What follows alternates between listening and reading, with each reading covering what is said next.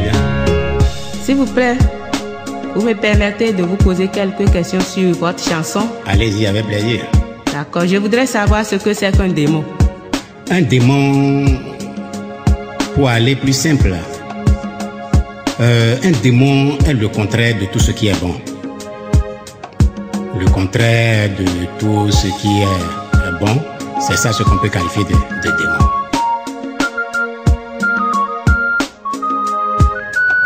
Alors, je vais à une question pour savoir les manifestations des démons. Autrement dit, vous voulez savoir comment le démon se manifeste? Oui, c'est ça. La manifestation des démons est multiple et de diverses manières. Je vous ai dit tantôt que le démon est le contraire de tout ce qui est bon. Pour aller en termes terre à terre, pour mieux faire comprendre, je vais vous expliquer que le démon de la réussite, par exemple, est l'échec. Vous comprenez un peu ce que je dis? Donc la manifestation des démons, c'est tout ce qui t'empêche d'évoluer dans des domaines précis de ta vie. C'est ça ce qui fait la manifestation de démons. Et si on doit parler de démons, on doit exprimer le démon en... Il y a trois qualités de démons, c'est-à-dire trois sortes de démons.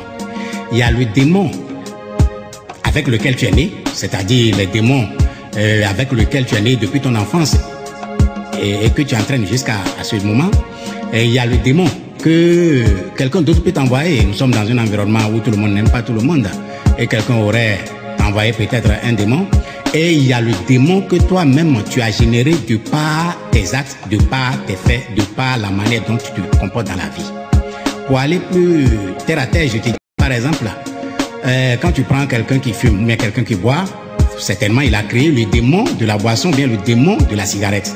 Donc forcément il est obligé de boire ou bien de fumer. Ça, c'est pour les personnes d'une certaine catégorie.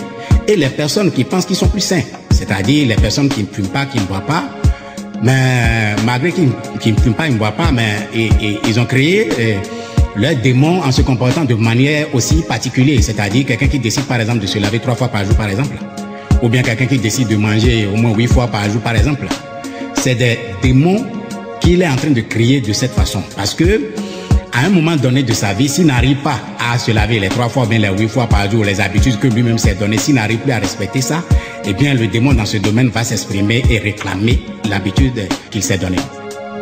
Ça veut dire que tout ce que nous faisons de bien ou de mal sont nos démons. Oui, tout ce que nous faisons comme du bien, de mal sont nos démons. Si nous prenons ce que nous faisons de bien comme démons, je dirais non.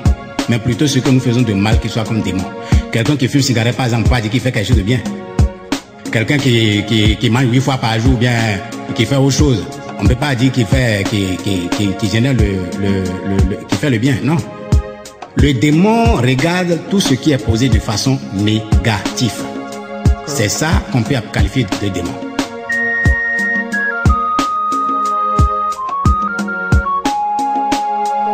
Est-ce qu'on peut lutter contre le démon? Ah, ça c'est une question.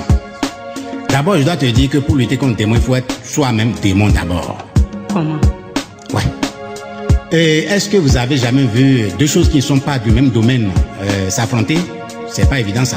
Autrement dit, est-ce que vous avez jamais vu un poisson qui vient lutter sur la terre contre un lapin ou bien contre un lièvre par exemple? Non, impossible. Non? Voilà, ils ne sont pas du même domaine. Donc dire que tu dois lutter contre le démon, c'est que toi-même tu es démon d'abord. Et je dois souligner une chose. Le fait de lutter contre le démon ne change pas la nature du démon. Quelle qu'en soit la lutte que tu vas mener contre le démon reste démon et va finir par se manifester toujours. Eh bien.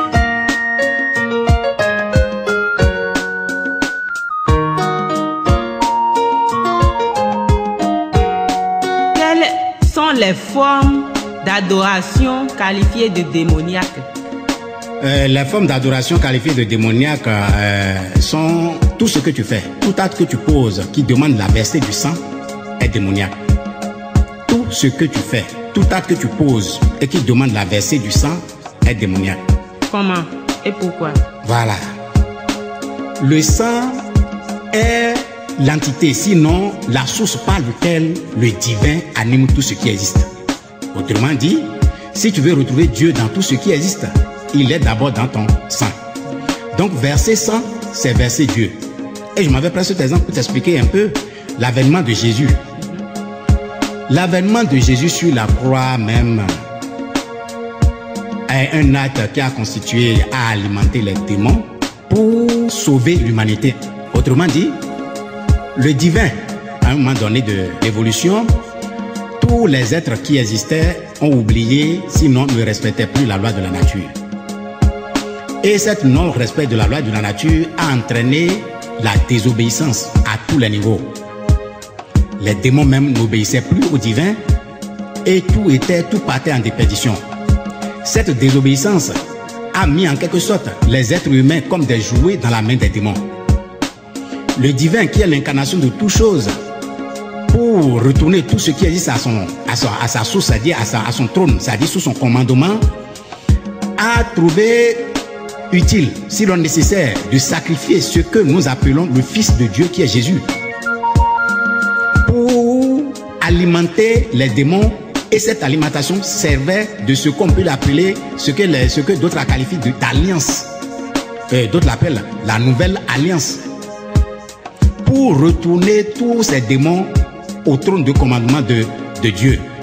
Ce n'est qu'à leur retour au trône de commandement de Dieu que Dieu peut ordonner et veiller au fonctionnement de tout ce qui existe.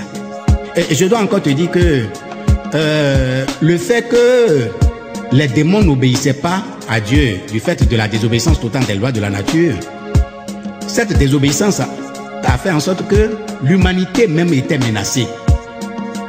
L'humanité était menacée face à sa faiblesse vis-à-vis des démons. Le Dieu, dans son amour profond et dans son amour total, a sauvé l'humanité. A sauvé l'humanité qui est une partie de lui-même. Vous n'êtes pas sans savoir que nous faisons partie de la race de Dieu. Donc Dieu, pour sauver son humanité, a trouvé nécessaire de faire ce sacrifice de son Fils Jésus pour retourner tout ce qui est créé à son trône de commandement. Ça veut dire que le sang que Jésus avait versé en son sang continue toujours de faire le même travail jusqu'à nos jours? Oui. On doit comprendre que le sang que Jésus avait versé un temps donné, c'était pour le rachat de toute l'humanité. Maintenant, si l'humanité continue de ne pas respecter toujours la loi, on va se retrouver dans la position où tout va aller encore en désobéissance.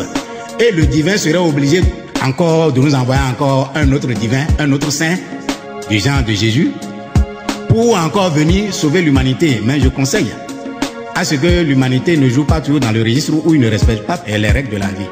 Parce que non seulement que le non-respect des règles de la vie, vous le payez cher. Et non seulement que vous le payez cher, vous donnez aussi du travail au grand divin. Et comment nous allons faire maintenant? Pour le faire seulement, il faut retourner à la lumière, c'est-à-dire retrouver le chemin de la connaissance, adorer Dieu de tout son cœur, de toute son âme. C'est ça le vrai chemin. Tout à l'heure, je vous disais tantôt que même le combat avec le Satan ne change pas la nature du Satan. Mais pour changer la nature du Satan, il faut aller au divin. C'est Dieu qui a seulement la lumière, qui éclaire le domaine satanique et qui peut retourner tout ce qui existe à sa forme originelle. Merci beaucoup.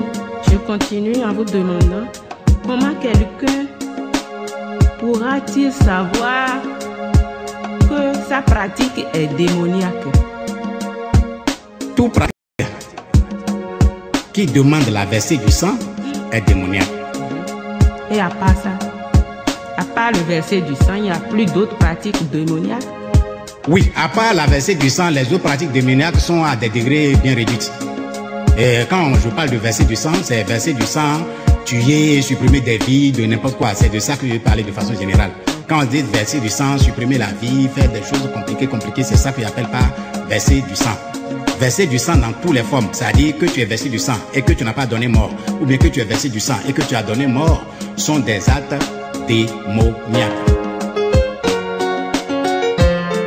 Donc verser du sang volontairement, pour quelle que soit la raison, l'homme n'a pas le droit de verser du sang. Pas du tout.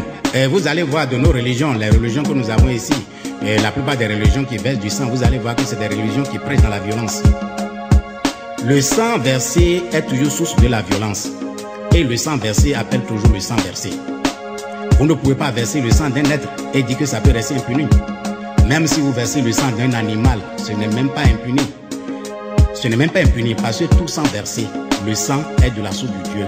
Le sang est l'énergie dans laquelle Dieu est dans tout être. Pour ça, respect à tout ce qui est sang. D'accord, merci beaucoup, maître. Je voudrais vous poser une dernière question. Comment le démon peut voler la bénédiction de quelqu'un? Ah, ça c'est question. Selon votre science. Voilà, le démon peut voler la bénédiction de quelqu'un. D'abord, le terme voler qu'on a utilisé ici, c'est pour caricaturer un peu, pour faire passer le message que nous voulons faire passer. La question est de savoir comment le démon peut voler la bénédiction. Oui, tout le monde expérimente ça tous les jours. Supposez que vous voulez prier, vous voulez méditer, et au lieu de méditer, vous décidez de regarder par exemple la télé. La bénédiction qui va découler de votre prière ou bien de votre méditation, vous l'avez perdue là. Mais vous l'avez perdue au profit de qui? Vous l'avez perdue au profit de votre entité démoniaque. C'est pour ça ici c'est expliqué que le petit démon vole la bénédiction tout simplement en vous empêchant de poser des actes dignes. Des actes qui peuvent vous conduire à la libération. Des actes qui peuvent vous accorder des bénédictions. Des actes bien. Tu veux assister, tu veux protéger, tu veux donner. Et par fini, tu commences par faire calcul. Si je protège, si je donne, qu'est-ce que je vais gagner? Voilà. C'est ton démon contraire qui te dit de ne pas le faire parce que tu n'auras rien à gagner. Et la question est de savoir, est-ce que nous devons gagner pour tout ce que nous posons comme acte? C'est la question essentielle. Donc, le petit démon, pour voler ta bénédiction, c'est simple. Il t'empêche de jouer le rôle divin que tu veux jouer à un moment précis de ta vie. Le petit démon qui a voulu voler ma bénédiction, là il a menti. Le petit démon qui a voulu voler ma bénédiction, là il a menti. Le petit démon